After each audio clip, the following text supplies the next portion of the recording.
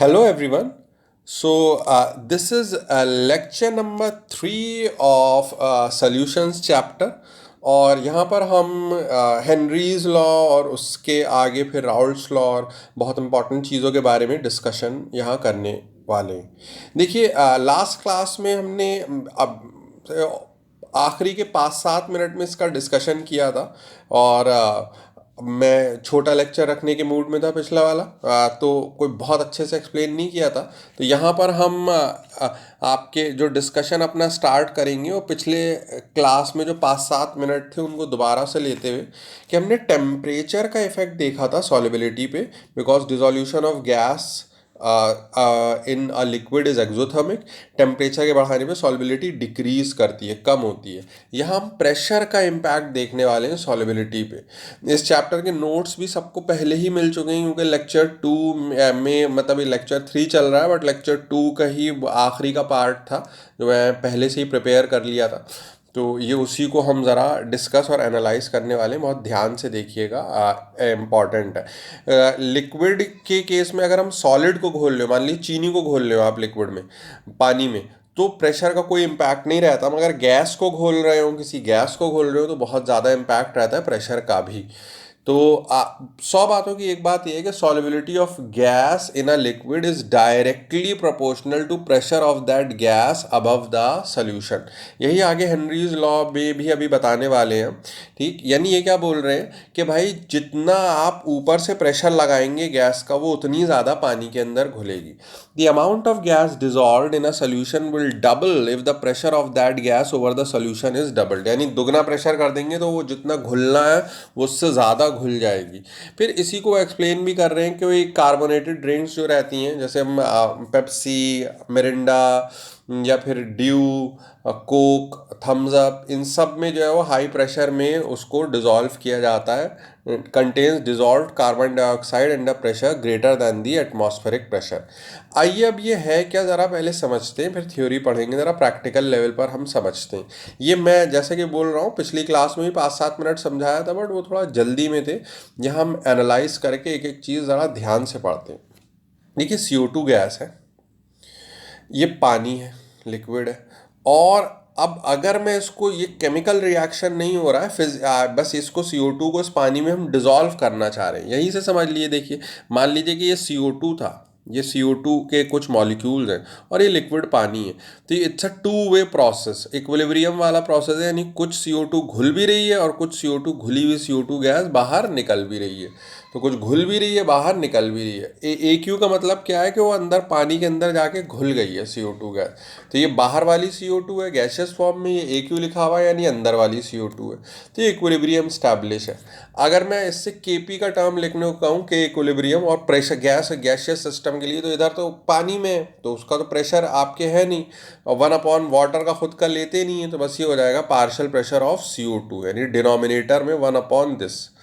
अब यहीं से आप देख लीजिए, लिशार्ट प्रिंसिपल के अकॉर्डिंग ही आप सोचिए कि अगर मैं ये प्रेशर बढ़ाऊंगा, ये प्रेशर को मैं इंक्रीज करूंगा CO2 का, कैसे करूंगा इंक्रीज, कैसे करूंगा? या तो मोल्स बढ़ा के कर दूं कि ज़्यादा CO2 ले ली, या फिर प्रेशर इंक्रीज करने के लिए देखिए ये वॉल्यूम को मैंने छोटा कर दिया। ये पिस्टन था, नीचे मूव कर दिया, तो ये अब इतनी सी वॉल्यूम हो गई, वॉल्यूम छोटी कर दी तो प्रेशर बढ़ गया। तो जैसे ही प्रेशर, आपके ये वाला प्रेशर मान लीजिए इंक्रीज हो गया, प्रेशर बढ़ गया, डिनोमिनेटर बड़ा हो गया, डिनोमिनेटर इंक्रीज हो गया, तो QC जो फ्रैक्शन है वो छोटा हो गया।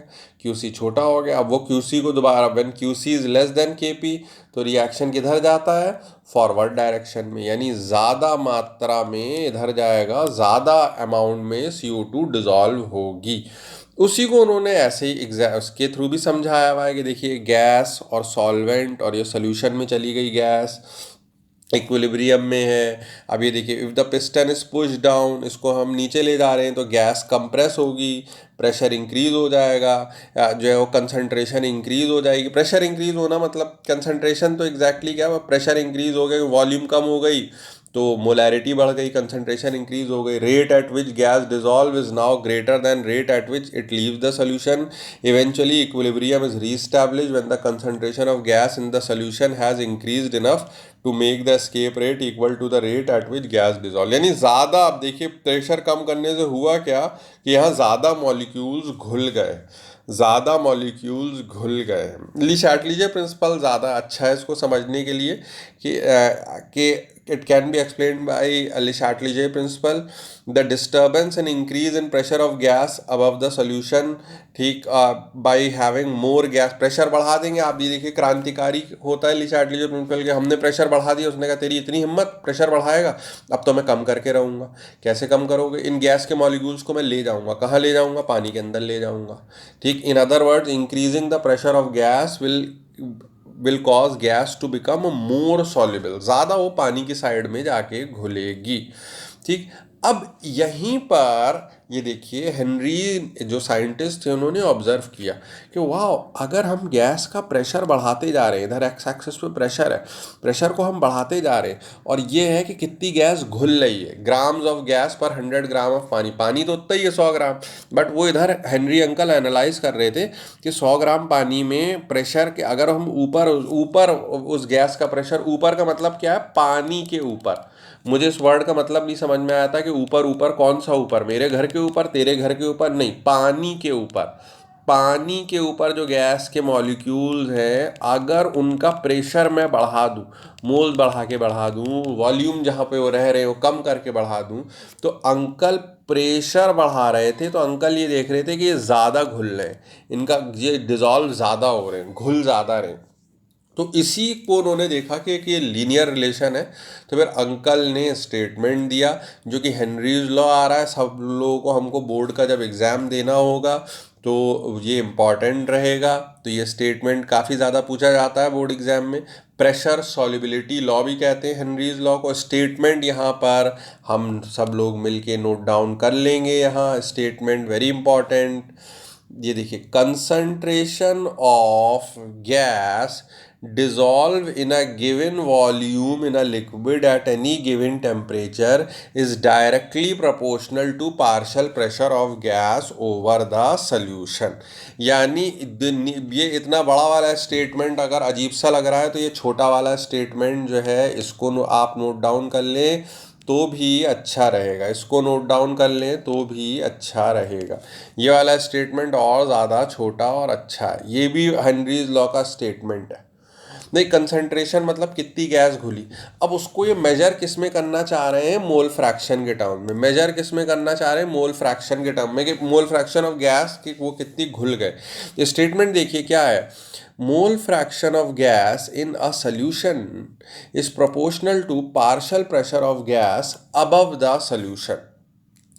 मोल fraction of gas in a solution. ठीक, ये मान लीजिए सोल्यूशन है, बहुत इंपॉर्टेंट. ये देखिए, मैं उस चीज़ पे ध्यान दे रहा हूँ जो मुझे एज अ स्टूडेंट समझ ही में नहीं आई थी, या बहुत मुश्किल से आई थी समझ में तो आई थी, मतलब काफ़ी डिफ़िकल्टी फेस हुई थी.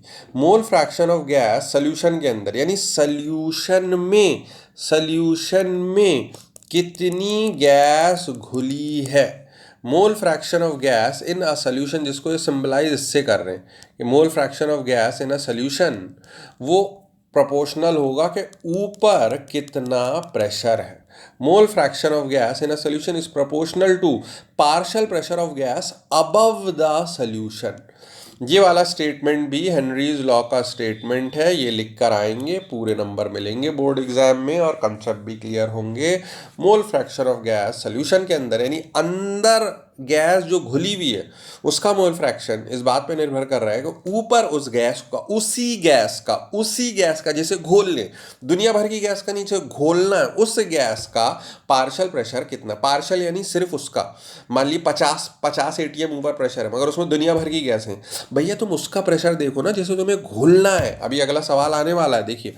Mole fraction of gas in a solution is proportional to partial pressure of gas above the solution.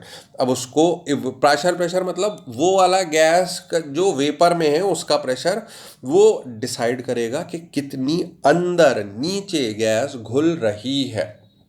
ठीक. तो मतलब मोल फ्रैक्शन अंदर कितना घुला प्रोपोर्शनल है कि ऊपर प्रेशर कितना ज़्यादा था। प्रोपोर्शनैलिटी का साइन हम हटाने के लिए कांस्टेंट लेके आते हैं तो उसको हम हेनरीज कांस्टेंट कहते हैं। प्रोपोर्शनैलिटी का साइन हटाने के लिए कांस्टेंट लेकर आते हैं, we call it as Henry's constant. तो P is equal to K H into X. K H क्या है, हेनरीज कांस्टेंट है, where P is partial pressure. Symbols के मीनिंग पढ़िए, देखिए P क्या है, पार्शियल प्रेशर है। एक्स क्या है, मोल फ्रैक्शन ऑफ गैस जो अंदर घुली हुई है उसका। और के एच क्या है, हेनरीज लॉ कांस्टेंट अंकल के नाम पे। ठीक, अब देखिए मोल फ्रैक्शन की तो कोई यूनिट होती नहीं है। मोल फ्रैक्शन तो यार एक के मोल divided by total number of moles, कोई यूनिट होती नहीं है। तो हेनरीज कांस्टेंट की यूनिट वही होगी जो प्रेशर की यूनिट होगी। हेनरीज कांस्टेंट की वही यूनिट होगी जो प्रेशर की यूनिट होगी। ठीक, अब देखिए अगर मैं हेनरीज कांस्टेंट को प्रेशर को वाई मान लेता हूँ और मोल फ्रैक्शन को जो है वो आपके एक्स मान लेता हूँ, तो ये ग्राफ बन जाएगा Y is equal to K X, Y is equal to M X. तो उसका कॉन्स्ट स्लोप जो है वो के हेनरीज कांस्टेंट के बराबर हो जाएगा। प्रेशर और versus mole fraction of B, slope Henry's constant के बराबर हो जाएगा। ठीक, अब ये देखिए Henry's constant K H is different for every gas. ये कोई यूनिवर्सल कांस्टेंट नहीं है, कूलम्स कांस्टेंट नहीं है, हर गैस के लिए अलग अलग होगा depending upon it solubility. Her gas के लिए अलग अलग होगा। ठीक, के H is different for every gas, temperature and solvent, यानी ये के एच टेम्परेचर के हिसाब से ही बदल रहा है। अब देखिए ऑल्दो लाइव क्लास नहीं है, बट प्लीज़ ठहरिए, थमिए और इस चीज़ को सोचिए कि मैं अगर टेम्परेचर बढ़ा रहा हूँ तो के एच पे क्या इम्पैक्ट पड़ेगा। टेम्परेचर के बढ़ाने पे के एच पे, pressure at a given pressure, pressure नहीं चेंज कर रहे हैं, आप कह रहे हैं टेम्परेचर बढ़ाएंगे प्रेशर बढ़ जाएगा, नहीं, ये वाला प्रेशर वही है मान लीजिए, और मैं टेम्परेचर बढ़ा दे रहा हूँ, कुछ कर दे रहा हूँ एडजस्ट और प्रेशर उतना ही है, के एच पे क्या इम्पैक्ट पड़ेगा, के एच बढ़ेगा या घटेगा। अच्छा आप खुद सोचिए, अभी पिछली क्लास में हमने पढ़ा था कि टेम्परेचर के बढ़ाने पे सॉल्युबिलिटी घटती है।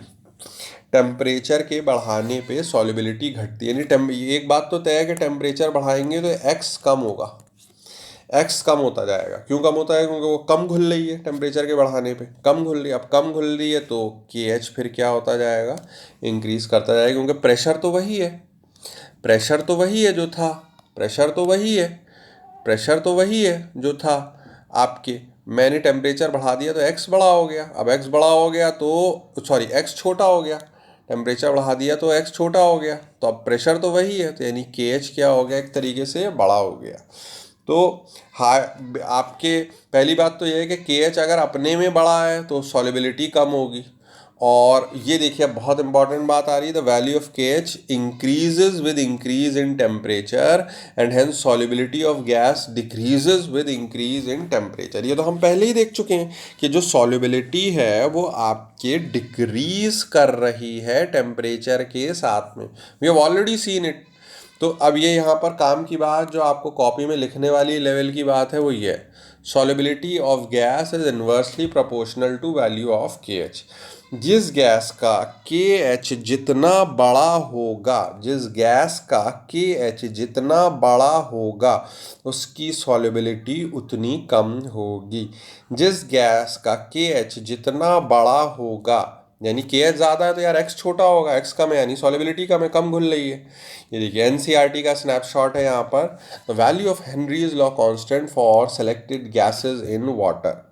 देखिए हीलियम इस टेम्परेचर पे उसके हेनरीज लॉ कांस्टेंट, ये वैल्यू एक पर किलो बार है क्योंकि प्रेशर की यूनिट में हेनरीज लॉ कांस्टेंट की यूनिट होगी। हाइड्रोजन के लिए भी ये है, नाइट्रोजन के लिए भी ये है। ठीक, उसी नाइट्रोजन के लिए टेम्परेचर के बढ़ाने पे देखिए 10 डिग्री सेंटीग्रेड टेम्परेचर मैंने बढ़ाया और के एच वैल्यू बढ़ गई, के एच बढ़ गई यानी सॉल्युबिलिटी कम हो गई।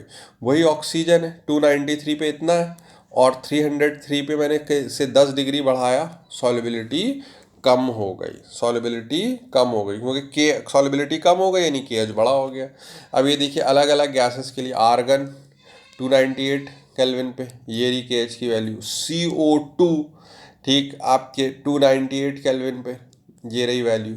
फॉर्मल्डिहाइड, ये हम ऑर्गेनिक में पढ़ेंगे, H C double bond O H, ये रही आपके के एच की वैल्यू। के एच बहुत छोटा है, फॉर्मल्डिहाइड के लिए के एच बहुत छोटा है। के एच छोटा है यानी सॉलिबिलिटी बहुत ज़्यादा है, और अभी पढ़कर आ रहे हैं हम कि सॉलिबिलिटी ज़्यादा क्यों है, क्योंकि वो अच्छी फोर्स ऑफ अट्रैक्शन डेवलप कर लेता है इसलिए। तो यानी सॉल्बिलिटी ज़्यादा, के एच छोटा है। तो ये हमारा स्टेटमेंट, ये याद क्या रखना है। अच्छा, बहुत बड़ी बातें हो गई। आप ये सोचें सर यहाँ पर हम लिखें क्या, लिखें क्या भैया, दो बातें लिखनी और कुछ नहीं। हेनरीज लॉ का स्टेटमेंट पहले तो उसको समझना है। ये स्कूल एग्ज़ाम के लिए स्टेटमेंट आ गया जो सबकी कॉपी में होना चाहिए, कॉपी में चेक करूँगा, ठीक। फिर ये इक्वेशन लिखनी है आपको, ये वाली इक्वेशन लिखनी है, ये रही हमारी इक्वेशन लिखनी है, हेनरीज लॉ की ये इक्वेशन है, ठीक। फिर यहाँ से और दूसरी काम की बातें लिखनी है, यूनिट लिखनी है के एच की। तीसरी बात फिर ये लिखनी है कि टेम्परेचर इंक्रीजेस के H increases, temperature increases solubility decreases. चौथी काम की बात ये लिखनी है कि जिस गैस का के एच अगर बड़ा होगा, दो गैसेस दे रखी हैं, जैसे ऐसे क्वेश्चन पूछा जाएगा कॉम्पिटेटिव एग्जाम में, दो गैसेस दे रखी हैं, गैसेस ए और गैसेस बी, एक का के एच दे रखा है, दूसरे का के एच दे रखा है। आप पूछा जाएगा विच इज़ मोर सॉल्युबल, तो जिसका के एच बड़ा होगा वो लेस सॉल्युबल होगी, और जिसका के एच छोटा होगा उसका एक्स बड़ा होगा, यानी वो मोर सॉल्युबल होगी। इस टाइप से हमसे कॉम्पिटेटिव एग्जाम में क्वेश्चन पूछे जाएंगे, ठीक। आइए ये एक सवाल करते हैं, बहुत अच्छा क्वेश्चन है, ठीक। करने की कोशिश इसको करिएगा, पहले खुद से करिए। वैसे तो ये हैंड आउट मांगे थे उन्होंने, लेक्चर 2 के नोट्स मांगे थे, मैंने उसी में ही ये दे दिया था, और अब हम लेक्चर 3 में ही इसको पढ़ रहे हैं। मतलब रिकॉर्डिंग एक्चुअली में मेरे लिए उतना चैलेंजिंग नहीं होता है जितना जो है वो प्री प्रोडक्शन रहता है। तो कई कई बार मतलब उसमें ही टाइम लग जाता है। पिछली बार में ये थ्योरी व्योरी वर्क तैयार करने में बहुत टाइम लग गया था। अब जब पढ़ाने आया तो देखा कि भाई उतना तो 1 घंटे में या 50 मिनट में पढ़ा ही नहीं पा रहे हैं। तो इट हैपन्स समटाइम्स।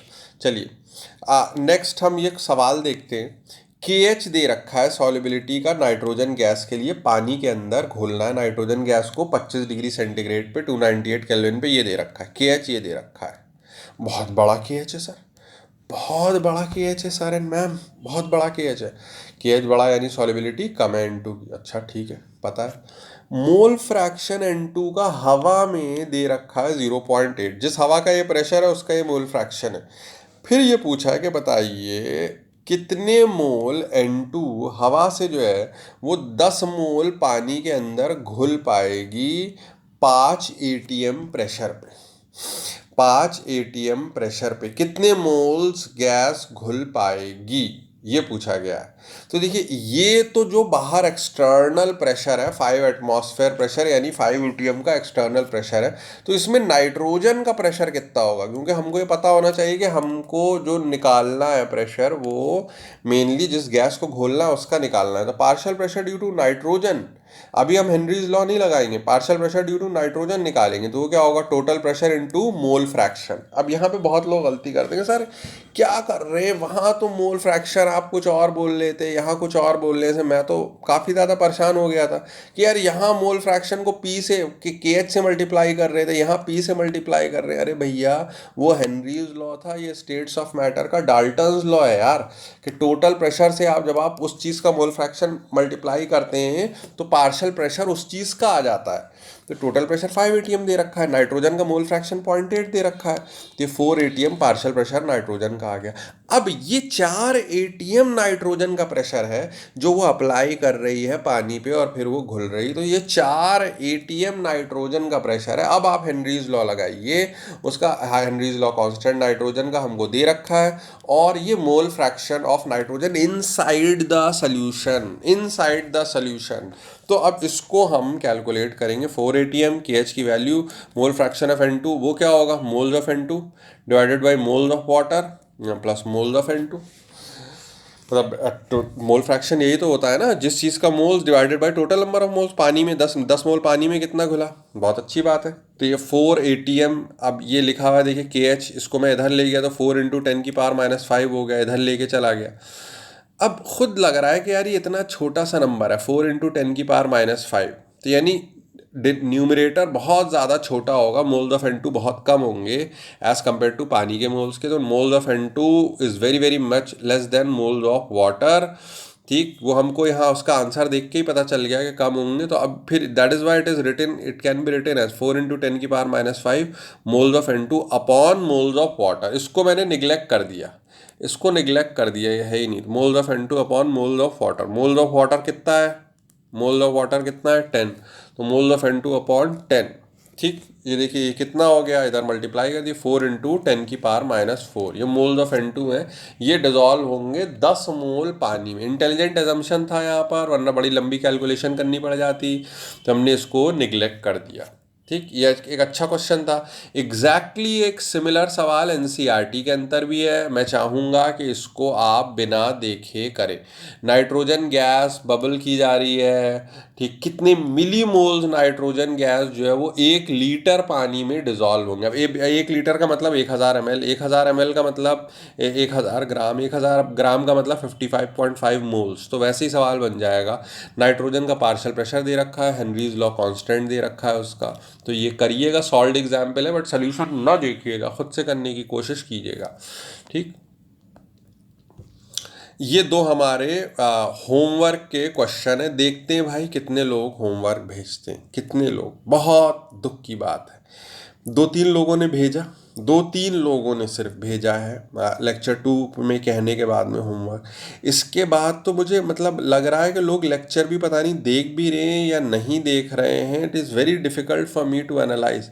पता नहीं आप अगर सीरियस हो जाए तो बहुत अच्छा रिजल्ट आ सकता है, बट प्रॉब्लम की बात ही यही है कि जो है वो लोग सीरियस नहीं होना चाहते, लोग सीरियस नहीं होना चाहते, जो कि अच्छी बात नहीं है, अच्छी चीज़ नहीं है। अगर हो जाए सही टाइम पे, थोड़े टाइम के लिए आप सीरियस हो जाए तो एक लाइफ में एक अगले पेडिस्टल पे मूव कर जाएंगे। जैसे वीडियो गेम में कोई आपके कंप्यूटर गेम्स में स्टेजेस रहती हैं कि ये वाली स्टेज क्रॉस कर ली, ये वाली स्टेज क्रॉस कर ली। कौन बनेगा करोड़पति में वो रहता है कि अच्छा भाई अब हार भी गए तो इतने पैसे तो आप लेके जाएंगे ही यहाँ से, इस स्टेज पे तो आपने क्रॉस कर ही लिए। तो वही आपकी भी सिचुएशन है कि अगर इस टाइम पे सीरियस हो गए तो कम से कम एमबीबीएस का एग्ज़ाम निकाल लेंगे। और लाइट चली गई है इसलिए ये एकदम से एग्ज़ाम निकाल लेंगे और चीज़ें अच्छी हो जाएंगी।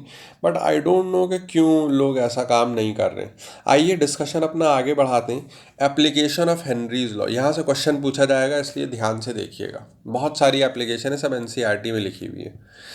अब हमको मालूम है कि टेम्परेचर के बढ़ाने पे सॉल्युबिलिटी गैस की कम होती है, यानी वो ऑक्सीजन, अभी देखिए आपने देखा था, please please please, oh light आ गई।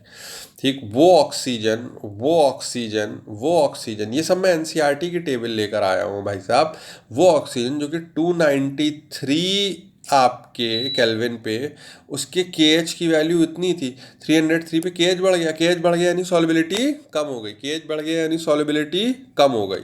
ठीक, तो ये देखिए aquatic life survives better in cold water rather then in warm water. बिल्कुल सही बात है, क्योंकि टेम्परेचर बढ़ेगा तो सॉल्युबिलिटी कम होगी। तो भैया नीचे पानी में जो मछलियां रह रही हैं उनको ऑक्सीजन ही नहीं है। अगर टेम्परेचर बढ़ने के कारण, ये भी एक ग्लोबल वार्मिंग का इम्पैक्ट है कि टेम्परेचर बढ़ेगा, सॉल्युबल ऑक्सीजन कम होगी तो दम घुटेगा फिर, क्योंकि वो तो वही वाली ऑक्सीजन डिजॉल्व कर रहे होते हैं।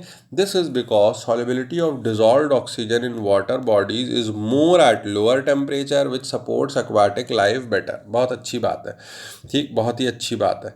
फिर अब और क्या रहता है आपके ऑक्सीजन सिलेंडर्स जो हम लेते हैं वो माउंटेनियर्स किट के लिए, क्योंकि ऊपर वो लेके जाते हैं भाई, ऊपर प्रेशर कम है, ऑक्सीजन कम है, तो उनको अलग से ऑक्सीजन लेनी पड़ती है। This is because at high altitude the partial pressure of oxygen in air is less than eight ground level. ठीक, ऊपर मतलब कि प्रेशर कम है।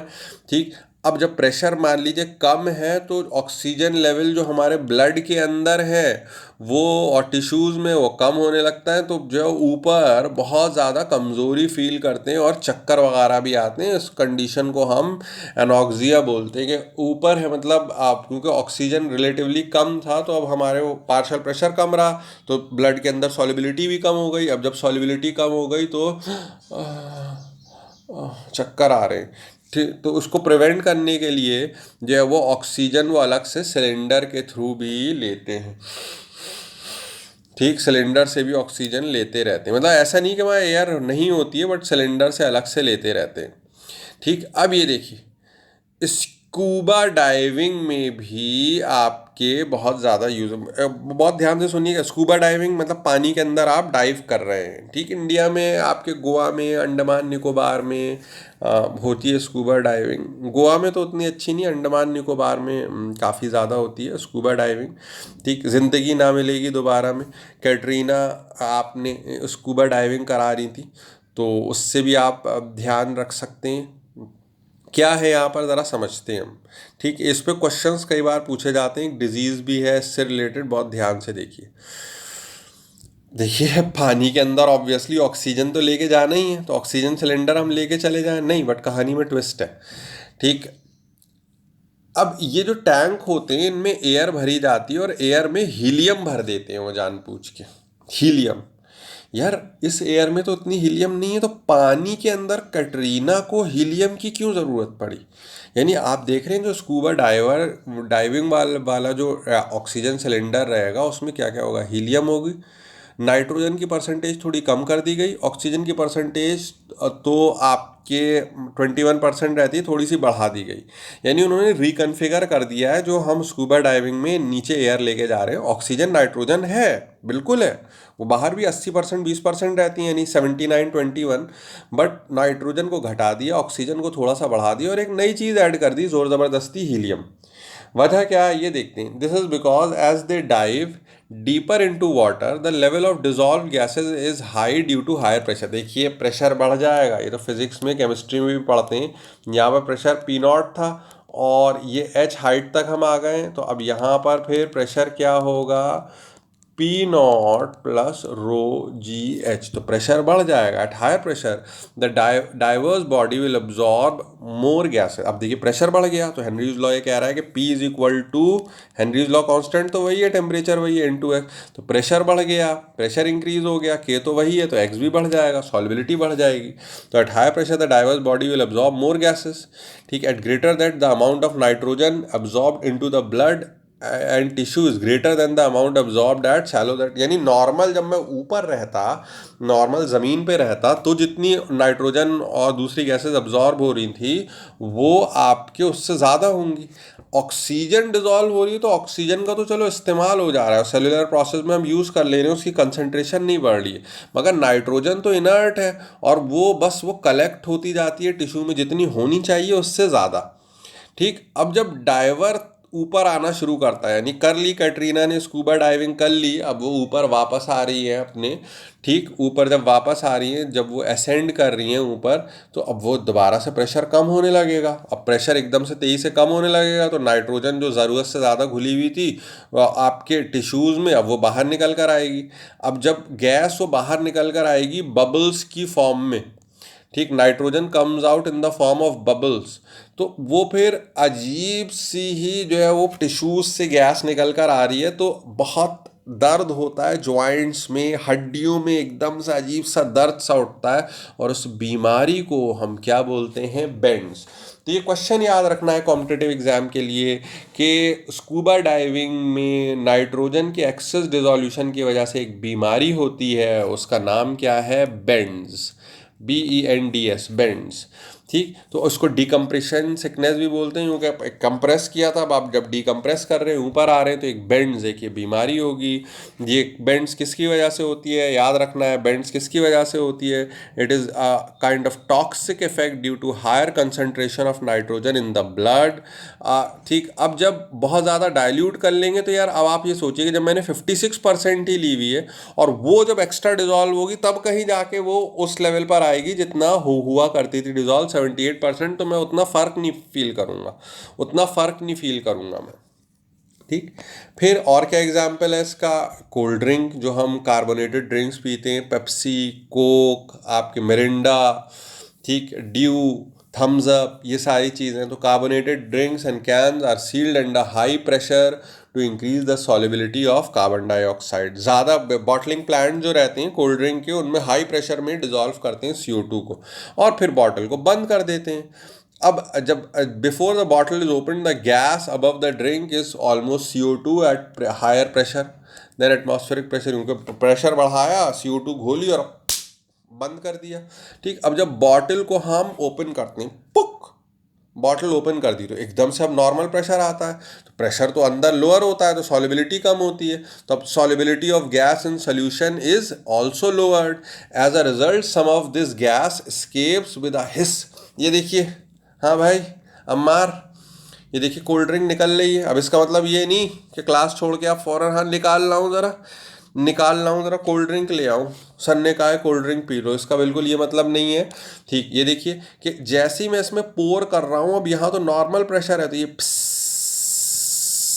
ये सब इधर से ये ग्लास से ये फिज निकल रहा है, क्योंकि हेनरी लॉ अब ये लग रहा है प्रेशर कम हुआ है, सॉलिबिलिटी कम हुई है, तो वो जो ये घुली हुई थी अब ये बबल्स की फॉर्म में बाहर आ रही है, पूरी बबल्स की फॉर्म में ये पूरी बाहर आ रही है। The gas escape with a hiss and some of the dissolved carbon dioxide also comes out of solution as bubbles।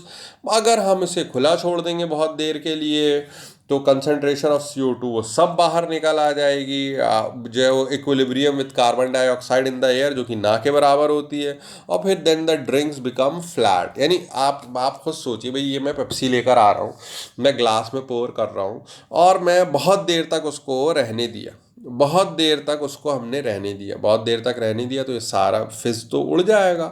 तब तो फिर एकदम पीने में मज़ा आएगा ही नहीं, पीने में तब तो मज़ा आएगा ही नहीं, तब तो एरेटेड ड्रिंक वो फिर मज़ा आएगा ही नहीं। ठीक, तो ये हमारा हेनरीज लॉ बहुत इंपॉर्टेंट था। इस पर न्यूमेरिकल देखा, कुछ होमवर्क के क्वेश्चन भी दिए। Please please please I request ये दोनों सवाल आप करिएगा, ये भी बिना देखे करने की कोशिश कीजिएगा, तो हेनरीज लॉ जाके हमारा पक्का होगा। ठीक, अब ये देखिए, अब ये मैं वो काम करा रहा हूँ जो कम ही टीचर कराते हैं, बहुत ध्यान से देखिए। तो यहाँ पर अब कुछ हमारी एक्सक्लूसिविटी थोड़ी बहुत हमने उसको दिखाने की कोशिश करी है। डेरिवेशन ऑफ हेनरीज लॉ, यानी हेनरीज लॉ आया कहाँ से, कैसे आया, क्यों आया, और अंदर राज की बातें भी छुपे। अब ये थोड़ा सा एकदम ज़रा टफ चीज़ यहाँ पर है, टफ तो नहीं है बिल्कुल भी, मतलब अच्छी चीज़ मैं कहूँगा। डेरिवेशन ऑफ हेनरीज लॉ, देखिए हेनरीज लॉ ये कहता था कि जो गैस डिज़ोल्व होगी, मास ऑफ गैस, जिसको हम W गैस से रिप्रेजेंट कर रहे हैं, डिज़ोल्व जो घुलेगी सॉल्वेंट के अंदर इक्विलिब्रियम के टाइम पे, वो प्रोपोर्शनल होगी आपके प्रेशर ऑफ गैस के। In a solvent of mass, in a solvent of mass W solvent, ठीक, at equilibrium pressure of gas P gas is given by, ठीक, इज गिवन बाय, यानी जो गैस का प्रेशर है वो जितना ज़्यादा होगा उतनी ज़्यादा अंदर गैस को घोलेगा। ये ओरिजिनल स्टेटमेंट था एक्चुअली में, हेनरीज लॉ का ओरिजिनल स्टेटमेंट था। ठीक, P gas is equal to K into W gas. अब यानी जितना ज़्यादा गैस का प्रेशर होगा ऊपर, उतनी ज़्यादा गैस का मास अंदर घुलेगा। ये ओरिजिनल था, कॉमन सेंस की बात है कि मोल फ्रैक्शन ही क्यों लिया। बहुत से लोग ये पूछते हैं कि अच्छा वहाँ मोल फ्रैक्शन क्यों लिया, कंसंट्रेशन टर्म कोई और नहीं ले सकते क्या, ये सवाल पूछते हैं लोग क्लास में। ठीक, तो मैं उसी के बारे में डिस्कस करना चाहता हूँ। ठीक, ये लिखा हुआ है। अब हमने मास ऑफ सॉल्वेंट से, जो कि एक फिक्स्ड अमाउंट है, कि भाई 10 मोल पानी लिया या 15 मोल लिया, एक फिक्स्ड अमाउंट है, मास ऑफ सॉल्वेंट से डिवाइड किया, W सॉल्वेंट W सॉल्वेंट, ये तो K तो कांस्टेंट है, प्रेशर बढ़ाते जाओगे तो W गैस बढ़ेगा। ठीक, अब फिर ये हो गया, फिर हमने एक और चीज़ से यहाँ पर डिवाइड किया, इधर भी ये क्या W gas upon W solvent था, इधर डिवाइड किया मैंने मॉलिक्यूलर मास ऑफ गैस और molecular mass of solvent, molecular mass of gas, molecular mass of solvent, इधर भी डिवाइड किया molecular mass of gas, molecular mass solvent, वो डिनोमिनेटर का डिनोमिनेटर है तो वो न्यूमरेटर में पहुंच जाएगा। यानी मैंने कुछ नहीं किया, दोनों तरफ सेम नंबर से, देखिए W सॉल्वेंट से इधर डिराइव किया। कॉपी पेन लेके बैठिए प्लीज़, ये सब इंपॉर्टेंट चीज़ें। ठीक, molecular mass of gas, molecular mass of solvent से इधर डिवाइड किया, इधर भी किया, इधर भी किया, इधर भी किया, इधर भी किया, ताकि आप कैंसिल आउट कर सकते हैं, तो वही ओरिजिनल इक्वेशन आ जाएगी। देखिए इससे इसको काट दूं, मॉलिक्यूलर मास ऑफ गैस इधर है, मॉलिक्यूलर मास ऑफ गैस इधर है, इससे मॉलिक्यूलर मास ऑफ सॉल्वेंट ये न्यूमरेटर में पहुंच गया, इधर काट दूं इधर काट दूं, डब्ल्यू सॉल्वेंट से डब्ल्यू सॉल्वेंट काट दूं तो वही पुरानी वाली इक्वेशन बच जाएगी। बट काट नहीं रहा हूं मैं, काट नहीं रहा हूं, समझाने के लिए था। ठीक, ये लिखा हुआ है। अब देखिए क्या करते हैं हम कि प्रेशर ऑफ गैस, ये फिर किस, ये अब आप खुद बताइए please. Mass of gas upon molecular mass of gas, ये क्या हो जाएगा, moles of gas. Mass of solvent upon molecular mass of solvent, ये क्या हो जाएगा, मोल्स ऑफ सॉल्वेंट। तो इधर तो बहुत सिंपल हो गया के। ठीक, अब प्रेशर ऑफ गैस क्या हो गया, डब्ल्यू सॉल्वेंट इधर चला गया। ठीक, तो के इंटू डब्ल्यू सॉल्वेंट, ये क्या लिख गया आपके, देखिए मोल्स ऑफ गैस, ये क्या लिख गया, मोल्स ऑफ सॉल्वेंट, और फिर ये M molecular mass of gas इधर चला गया, molecular mass of solvent denominator में आ गया। तो ये प्रेशर ऑफ गैस कितना हो गया, molecular mass of gas molecular mass of solvent, जब कांस्टेंट क्वांटिटी है, के कांस्टेंट था, मास ऑफ सॉल्वेंट गिवन सॉल्वेंट हमने कांस्टेंट लिया हुआ है। तो इन्हीं सब को हम कलेक्टिवली क्या बोलते हैं, हेनरीज कांस्टेंट। इसी को हम कलेक्टिवली क्या बोलते हैं, हेनरीज कांस्टेंट। यही है हमारा हेनरीज कांस्टेंट। तो प्रेशर ऑफ गैस क्या है, के H, moles of gas upon moles of solvent. अभी देखे जाइएगा, अभी देखे जाइएगा, moles of gas upon moles of solvent. अब अगर मैं आपसे कहूँ कि मोल फ्रैक्शन ऑफ गैस क्या होगा, कि अंदर गैस कितनी घुली है, तो वो इस बराबर होगा moles of gas upon moles of solvent plus moles of gas के। अगर बहुत ज़्यादा डाइल्यूट सोल्यूशन है, यानी ना के बराबर उसमें मोल गैस घुल पाई है, बहुत डाइल्यूट सोल्यूशन है, ना के बराबर गैस घुल पाई है, तो फिर मोल्स ऑफ गैस बहुत ही कम होंगे मोल्स ऑफ सॉल्वेंट से, और मोल फ्रैक्शन फिर गैस का क्या हो जाएगा, moles of gas upon moles of solvent. इस वाली चीज़ को फिर हम क्या कर देंगे, निगलेक्ट कर देंगे, इस वाली चीज़ को निगलेक्ट कर देंगे। तो फिर ऐसे moles of gas upon moles of solvent ही क्या हो जाएगा, मोल फ्रैक्शन ऑफ गैस। अब मैं इस चीज़ को यहाँ यूटिलाइज कर रहा हूँ कि partial pressure of gas is equal to K H into mole fraction of gas. तो ये हमने रिजल्ट डिराइव कर दिया। तो आप कहेंगे सर इससे मिल क्या गया, कौन से मुझे लड्डू पेड़े रबड़ी मिल गई, क्या मिल गया, बहुत कुछ मिल गया आपको ये पता चल गया कि ये एप्लीकेबल तभी है जब मोल्स ऑफ गैस जो है वो बहुत कम हो किससे, मोल्स ऑफ सॉल्वेंट से। तो अब ये किलर पॉइंट है हमारे लेक्चर के, किलर पॉइंट है हमारे पास में हमारे लेक्चर के, condition for applicability of Henry's law. Pure competition level avant grade stuff, top class of stuff आपके सामने मौजूद है। किन हालातों में हेनरीज लॉ एप्लीकेबल होगा, ये नहीं कि मुंह उठा के हमेशा हेनरीज लॉ लगा दिया, नहीं है एप्लीकेबल, नहीं है, हमेशा नहीं है एप्लीकेबल। बहुत ज़्यादा सॉल्युबल गैस के लिए हेनरीज लॉ एप्लीकेबल नहीं है।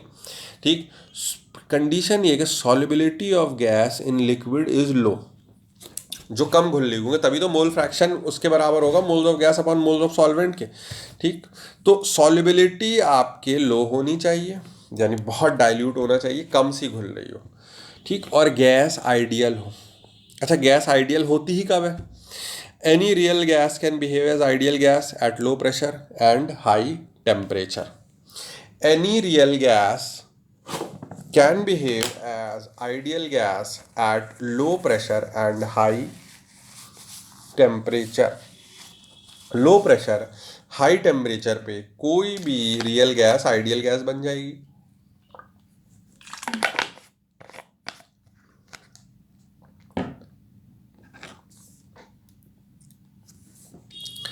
Gas itself is ideal, low pressure, high temperature. अच्छा, आप देखिए स्टेट्स ऑफ मैटर से सोचिए, जहाँ रियल गैस पड़ा हुआ है। अगर टेम्परेचर हाई है और प्रेशर लो है तो real gas ideal gas behave करने लगती है, पॉइंट नंबर 1। और अगर प्रेशर लो है तो गैस की सॉल्युबिलिटी भी कम है लिक्विड के अंदर। अगर टेम्परेचर हाई है तो हेनरीज लॉ कांस्टेंट बढ़ा है, सॉल्युबिलिटी भी कम है, तो लो भाई अपने आप ही वो उसकी सॉल्युबिलिटी लो हो गई और डाइल्यूट सोल्यूशन है। यानी एक बात दूसरी बात को रीइंफोर्स कर रही है कि गैस आइडियल का मतलब क्या, लो प्रेशर हाई टेम्परेचर। और अगर लो प्रेशर हाई टेम्परेचर है तो वैसे भी कम घुल रही है, और कम घुल रही है तो हेनरीज लॉ लगा पाएंगे हम। तो Henry's law is applicable for less soluble gas at high temperature and low pressure. तो ये बात बहुत इंपॉर्टेंट है, ये नहीं कि मुंह उठा के चले आए हमेशा हेनरीज लॉ लगाने। Henry's law is applicable at high temperature and low pressure for less soluble gases. ये हमारे 3 क्वेश्चन एनसीईआरटी बैक एक्सरसाइज के मैंने यहीं पर आपके सामने लग दिए हैं, जो कि इम्पॉर्टेंट है इनको करना। ठीक, पहला तो ये है कि why do gases always tends to be less soluble in liquid as the temperature is raise. तो आप इसको वेंट हॉफ इक्वेशन से बोल दिया, as the temperature is raise equilibrium shifts backward because dissolution of gases is exothermic. या तो ये लिख दीजिए या फिर ये लिख दिएगा, as temperature is raise Henry's constant increases, इसलिए सॉल्युबिलिटी डिक्रीजेज। दोनों आंसर सही हैं।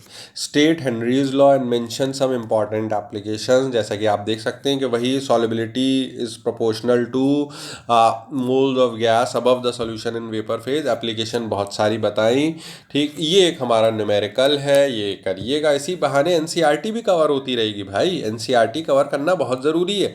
उसका फ़ायदा ये होगा कि अगर 3 दिन बाद बोर्ड का एग्ज़ाम हो जाएगा, जब आप सारे चैप्टर पढ़ लेंगे, मैं अगले साल की बात बता रहा हूँ, तो भी आप विदाउट पैनिक दे देंगे, विदाउट पैनिक दे देंगे। साल भर में एनसीईआरटी इसीलिए करवाता हूँ कि बोर्ड के एग्ज़ाम से पहले स्टूडेंट अपना वैसे ही पढ़ता रहे कंपटीशन के लिए, उसको कोई टेंशन ही नहीं हो, उसका वैसे ही चलता रहे। वो ये नहीं सोचे कि 1-1.5 महीने पहले बोर्ड के पैनिक कर गए, क्या हुआ भाई सर, वो साल भर तो मैंने कभी पढ़ा नहीं, कॉन्फिडेंस बहुत लूज़ हो रहा है, अब मैं बंद कर रहा हूँ।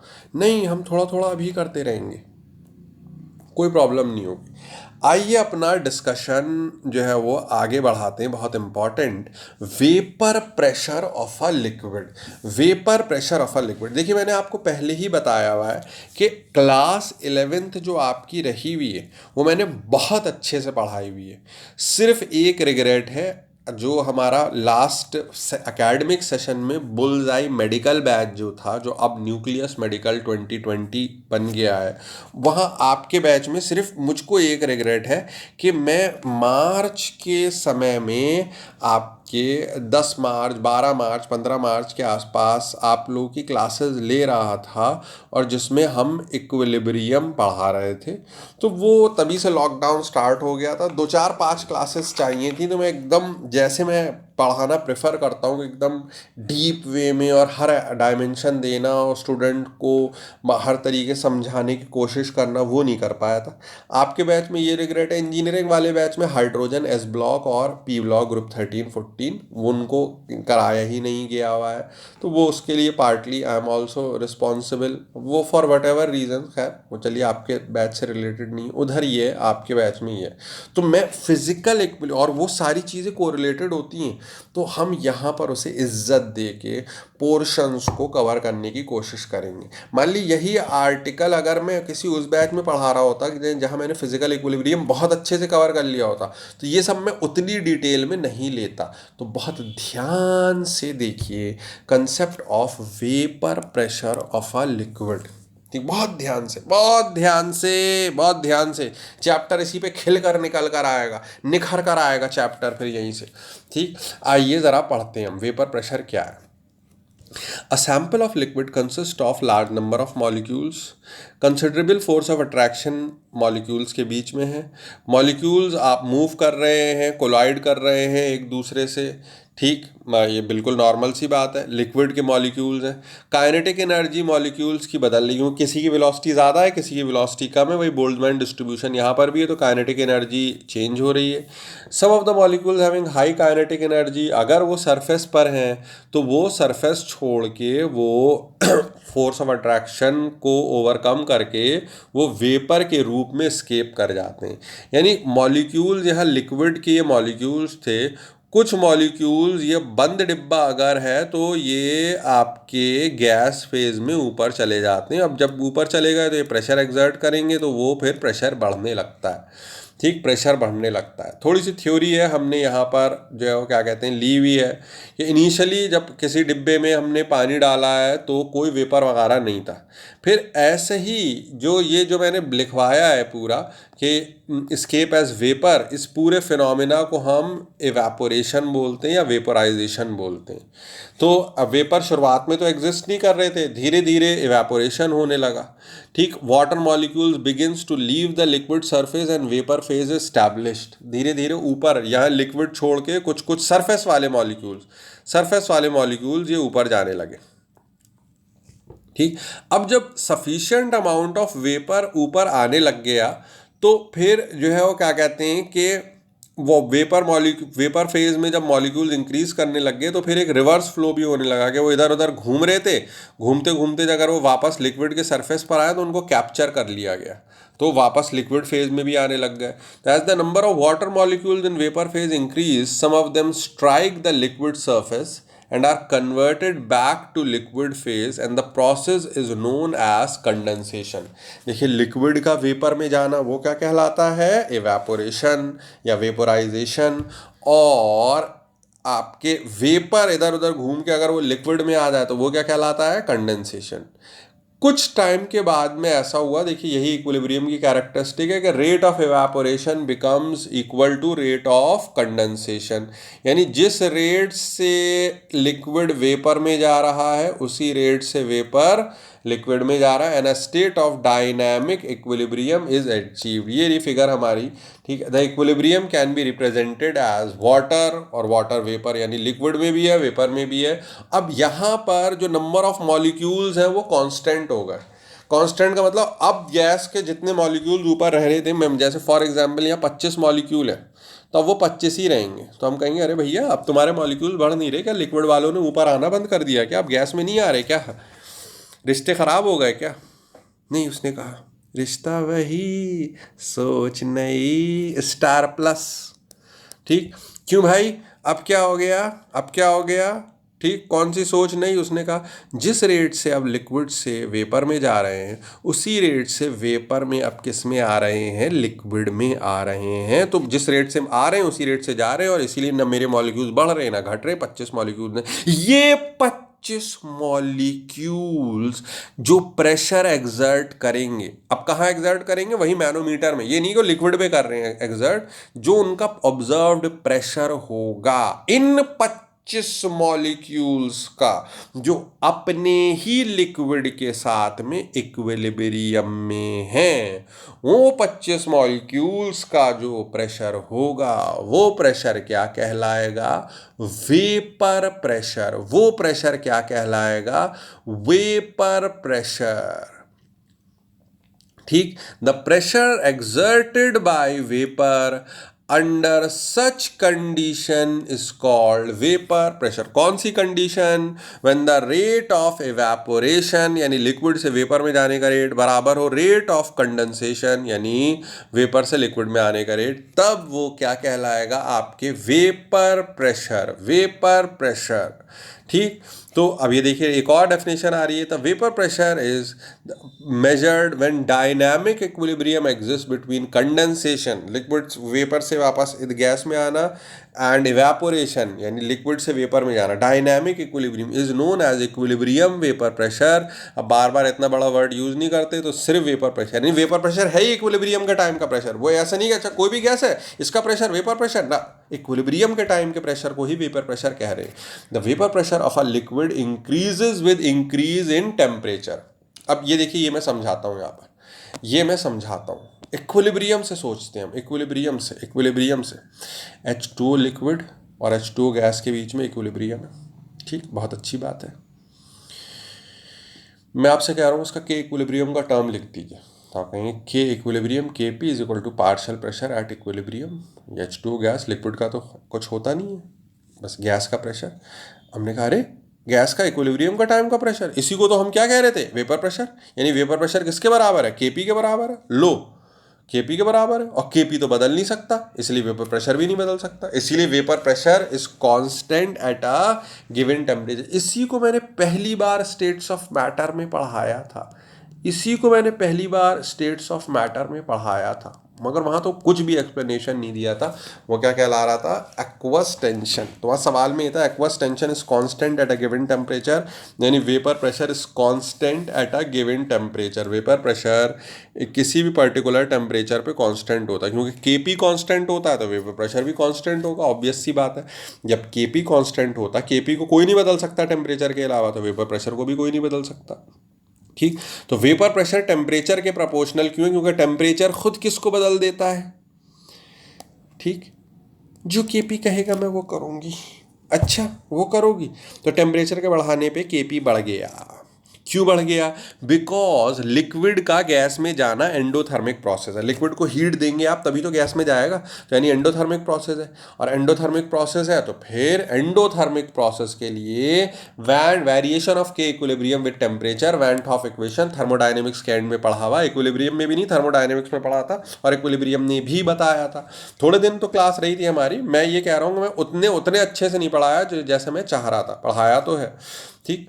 तो variation of K equilibrium with temperature ln Kp T2, यानी Kp ये के इक्विलिब्रियम की वैल्यू T2 टेम्परेचर पे अपॉन T1 टेम्परेचर पे is equal to delta H vaporisation upon R 1/T1 minus 1/T2। अब डेल्टा H तो positive है यानी endothermic है, तो टेम्परेचर के बढ़ाने पे Kp बढ़ेगा। अब जब Kp बढ़ेगा तो पार्शियल प्रेशर भी बढ़ेगा, पार्शियल प्रेशर ही कहला रहा है, वेपर प्रेशर कहला रहा है। तो यानी vapour factors affecting vapour pressure, very important very important very important. अच्छा, वेपर प्रेशर इक्विलिब्रियम के समय का प्रेशर है, तो लिक्विड और वेपर हमेशा हर समय कांटेक्ट में रहने चाहिए ताकि इक्विलिब्रियम हमारा स्टैब्लिश्ड रहे। Factors affecting vapour pressure, nature of liquid, ठीक। जितनी ज़्यादा आपके इंटरमॉलिक्यूलर फोर्सेस ज़्यादा होंगी, अट्रैक्शन ज़्यादा होगा, उतने ज़्यादा उसको वेपर में स्केप करना मुश्किल होगा, उतनी टेंडेंसी कम होगी, डेल्टा जी आपके टुवर्ड्स पॉजिटिव साइड होगा, के इक्विलिब्रियम बड़ा नहीं होगा, वेपर प्रेशर भी कम होगा। तो stronger the intermolecular force lesser is the tendency to escape and lower will be vapour pressure.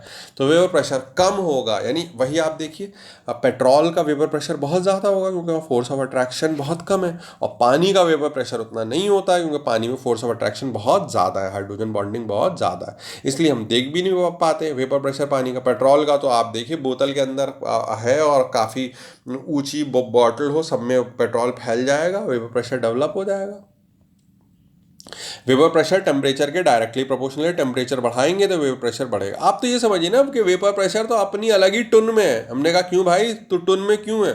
उसने कहा मैं टन में इसलिए हूँ क्योंकि मैं के इक्विलिब्रियम के बराबर हूँ भाई, के इक्विलिब्रियम के बराबर हूँ। टेम्परेचर इंक्रीजेस, के इक्विलिब्रियम इंक्रीजेस, क्योंकि एंडोथर्मिक रिएक्शन है तो वेपर प्रेशर ऑल्सो इंक्रीजेस। तो ये मेन उसका रीज़न है कि वो वेपर प्रेशर तो केपी के बराबर है। अब केपी अमाउंट पे डिपेंड नहीं करता, किसी चीज़ पे डिपेंड नहीं करता, वेपर प्रेशर भी नहीं डिपेंड करता, वो तो इक्विलिब्रियम का टाइम का प्रेशर है। यानी कहने का मतलब क्या है, कहने का मतलब क्या है कि वेपर प्रेशर, ये देखिए, इंडिपेंडेंट नहीं निर्भर नहीं करता, डिपेंड नहीं करता सरफेस एरिया पे। सरफेस एरिया का मतलब क्या कि मैंने ऐसी वेसल ली या मैंने ऐसी वेसल ली तो जो है वो क्या कहते हैं कि वेपर प्रेशर सेम रहेगा। अब ये देखिए, ये सब कंसेप्ट हिला देने वाले पॉइंट्स हैं। लोग कहेंगे सर सरफेस एरिया ज़्यादा होता है तो इवेपोरेशन ज़्यादा होता है, इवेपोरेशन ज़्यादा होगा तो वेपर प्रेशर ज़्यादा होगा। यार इवेपोरेशन ज़्यादा होगा तो कंडेंसेशन भी तो ज़्यादा होगा भैया, वापस भी तो आएंगे, तो वापस आएंगे तो फिर प्रेशर आपके उतना ही रहेगा।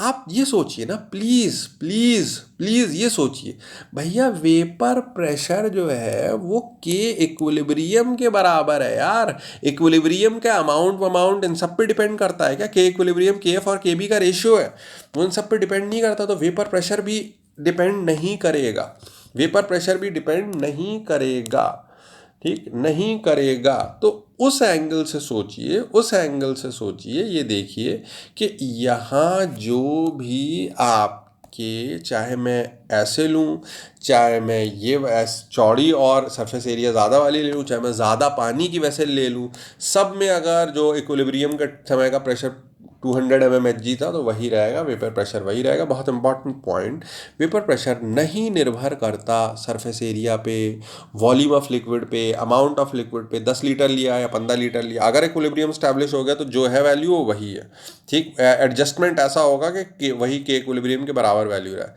हाउएवर रेट ऑफ इवेपोरेशन जो है वो सरफेस एरिया ऑफ लिक्विड पे डिपेंड करता है। तो एवेपोरेशन तेज होगा, हम ये मानते हैं, और इसकी वजह से इक्विलिब्रियम जल्दी स्टैब्लिश हो जाएगा, बट के इक्विलिब्रियम की वैल्यू चेंज नहीं होगी। हम केमिकल काइनेटिक्स पढ़ चुके हैं, तो हाँ, रेट तेज हो जाएगा, rate of forward rate of backward जल्दी हो जाएंगे, इक्विलिब्रियम जल्दी स्टैब्लिश हो जाएगा, मगर के इक्विलिब्रियम पे कोई फर्क नहीं पड़ेगा।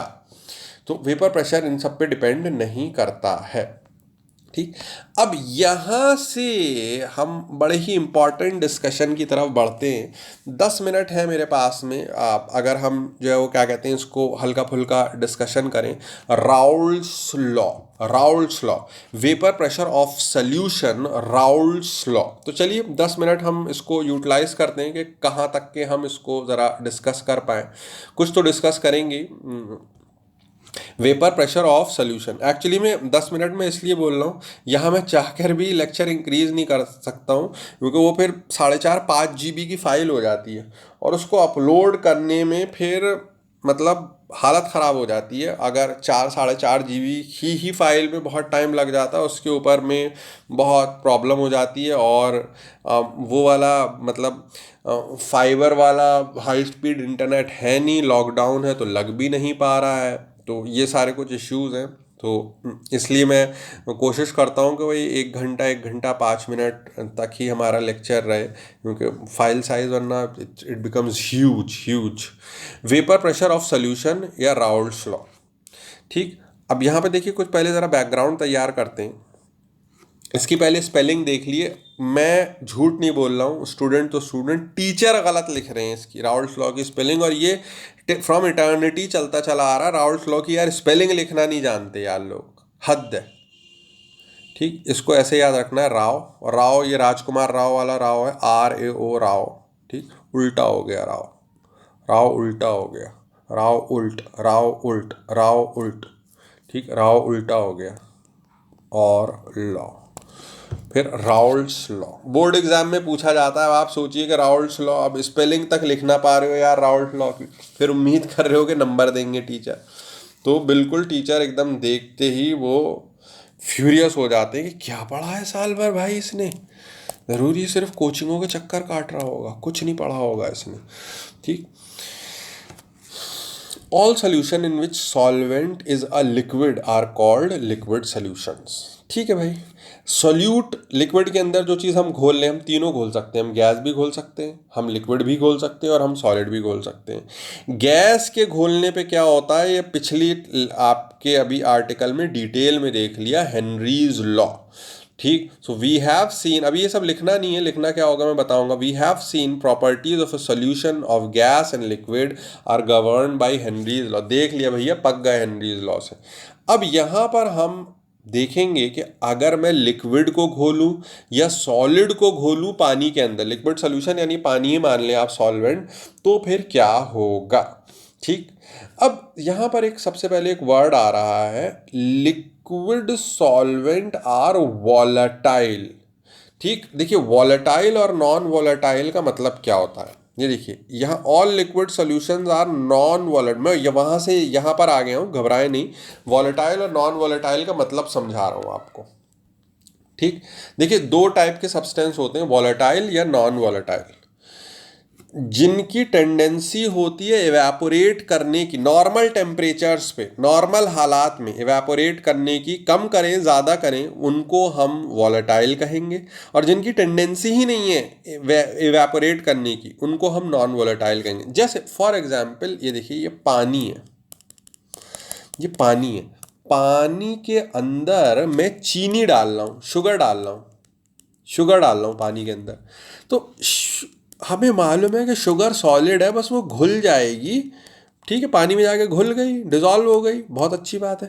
बट शुगर की जो सब्सटेंस हैं, जो मॉलिक्यूल्स हैं, उनकी ये टेंडेंसी नहीं है कि भाई वो वेपर फेज में जाए, ऐसी कोई टेंडेंसी नहीं है उनकी कि वो वेपर फेज में जाए, ये कोई टेंडेंसी नहीं है उनकी कि वो वेपर फेज में जाए, ये काम वो करने वाले नहीं है।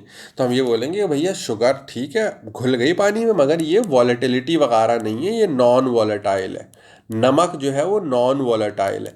ज़्यादातर जो भी सॉलिड आपके सब्सटेंस रहते हैं, अगर सब्लाइम वगैरह तो खैर बहुत कम लोग करते हैं, ज़्यादातर सॉलिड सब्सटेंस जो रहते हैं वो नॉन वॉलेटाइल रहते हैं।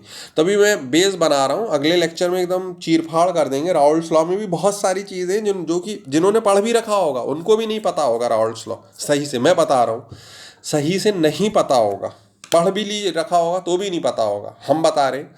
ठीक, vapour pressure of solution of solids in liquids. ठीक, यानी ये वॉलेटाइल और नॉन वॉलेटाइल का मैंने मतलब देखा। Liquid solvent is generally volatile whereas solute में भी वॉलेटाइल और नॉन वॉलेटाइल दोनों हो सकते हैं। अगर हम सॉलिड डाल लें वो नॉन वॉलेटाइल है, लिक्विड डालने में भी वॉलेटाइल हो सकते हैं। ठीक। वेपर प्रेशर जो है वो क्या कहते हैं कि क्लोज वेसल में ही स्टैब्लिश होता है। तो पहला जो हम केस जो हम डिस्कस करने वाले हैं जिसमें राउल्ट लॉ हम पढ़ेंगे वो vapour pressure of solutions of solids in liquid है। सॉलिड डाल रहे हैं और वो सॉलिड भी कैसा है, नॉन वॉलेटाइल, यानी मैं पानी में चीनी डाल रहा हूँ, पानी में नमक डाल रहा हूँ, पानी में कुछ और हम ऐसी चीज़ डाल लें जो कि बस घुल तो जाएगी, बहुत अच्छे से घुल जाएगी, ट्रू सोल्यूशन बना लेगी, मगर वो ज्वलनशील, इवेपोरेट करने की उसकी टेंडेंसी नहीं रहेगी। ठीक। सॉलिड नॉन वॉलेटाइल है, डिजॉल्व्ड इन लिक्विड।